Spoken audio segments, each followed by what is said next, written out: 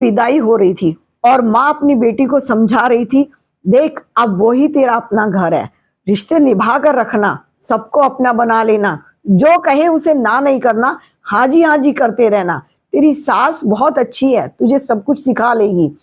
और इन संस्कारों के साथ उसने अपनी बेटी को विदा किया था और गाड़ी में बिठा दिया था।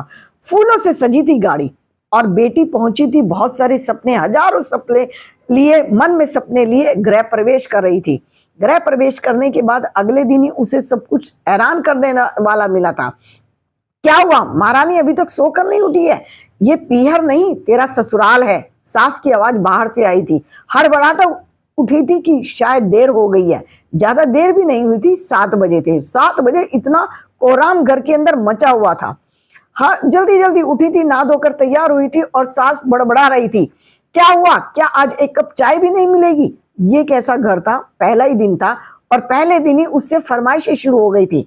धीरे धीरे वो चीजें आदत में आ गई थी। सुबह नहा धोकर पूजा पाठ करना, नाश्ता बनाना, खाना बनाना, झाड़ू पोछा करना, बर्तन करना, आने जाने वाले मेहमानों की खातिरदारी करना, ये सब कुछ शामिल हो चुका था और चुपचाप करती जा रही थी। लेकिन कोई भी मान सम्मान या प्यार उसे नहीं मिल रहा था।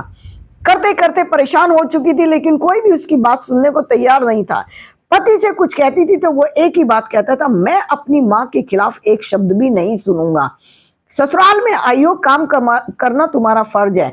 बहू ही काम करती है तो कभी कभी धीरे से कह दिया करती थी, कोमल दीदी भी तो साथ में काम करा सकती है। लेकिन पति ने कहा था, बेटियां इस घर के काम नहीं करती हैं, बहुएं इस घर में काम किया करती हैं, और करना है तो करो, नहीं करना है तो तुम्हारी मर्जी। और मैं अपनी माँ और तुम्हारे बीच में परेशान होना नहीं चाहता हूँ। मैं रोज रोज की चिक चिक से परेशान हो जाता हूँ। जब माँ के साथ बैठता हूँ तो वो अपनी सुनाती है, जब तुम्हारे साथ बैठता हूँ तो वो अपनी सुनाती है। मैं ऑफिस से थक कर आती हूँ, तुम दोनों को कुछ भी पता नहीं चलता है कि मेरी क्या कंडीशन हो जाती है। और कहकर पति अपनी बात से पल्ला झाड़ लिया करता था। अब पत्नी परेशान थी कि करे तो क्या करे। एक दिन मेहमान आने वाले थे। सास ने बड़े तुनक कर कहा था, सोन खाना बहुत अच्छा बनना चाहिए, किसी भी खाने में कमी नहीं आनी चाहिए। उनके मायके से, सास के मायके से उनके भाई और भाभी और उनका परिवार आ रहा था। मायके वाले सास के थे और आव भगत में बहू लगी पड़ी थी। सुबह से शाम हो गई थी रसोई में खाना बनाते बनाते, बर्तन साफ करते करते। लेकिन सास थी कि वो किसी तरह से प्यार और सम्मान देना तो जरूर दूर, बहू को बार बार ताने मार रही थी। डाइनिंग टेबल पर खाना लगा हुआ था और भाई और भाभी बैठकर खाना खा रहे थे। तभी सास ने बहू को फिर कुछ 2-4 बातें सुना दी थी। अब बहू परेशान हो चुकी थी और वहीं बैठे बैठे पति ने पति को और पति की माँ को कहा था कि अब मेरे खाने में कौन सी कमी रह जाती है, आपने मुझे बताया नहीं है। और तभी सास ने कहा, तुम मेरे साथ जबान मत लड़ाया करो, बहुत उल्टा सीधा बोलती हो और बहुत उल्टा सीधा जवाब देती हो। तो अपनी पत्नी को समझा ले, ये जितना बदतमीजी से बोलती है मुझे सहन नहीं होता है। पता नहीं कौन से संस्कार देकर इसकी माँ ने भेजा है, रात दिन मुझे परेशान करती है और चिड़चिड़ा बनाकर रख देती है। पति को लगा था कि अति के बाद अंत हो गया है।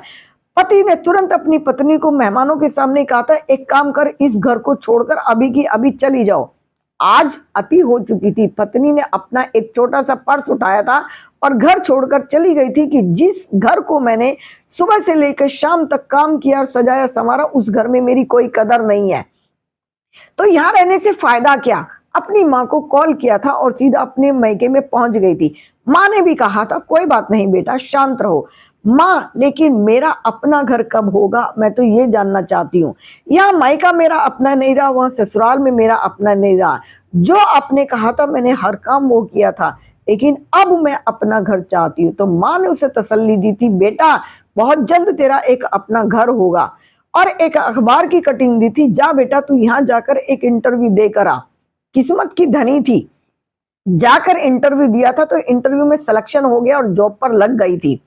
महीने 2 महीने में देखा तो सैलरी भी आने लगी थी। सैलरी 1.5 लाख के करीब आती थी। इतनी टैलेंटेड लड़की, और घर के चौके चूल्हे में जाकर उसने अपना टैलेंट को जैसे खराब कर दिया था।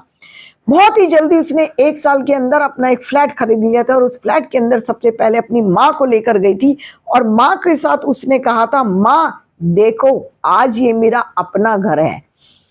तब उसके ससुराल वालों को पता चला था कि उसने अपना घर खरीद लिया है। पति भी अब उससे बात करना चाहता था, क्योंकि पति भी अपना काम खुद करते करते परेशान हो चुका था।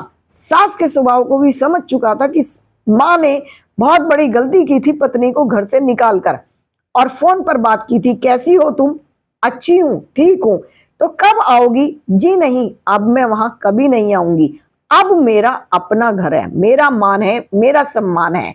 आप चाहो तो यहाँ आ सकते हो। मैंने आपसे रिश्ता तोड़ा नहीं था, मैंने आपसे कोई झगड़ा नहीं किया था, आपने मुझे घर से निकाला था।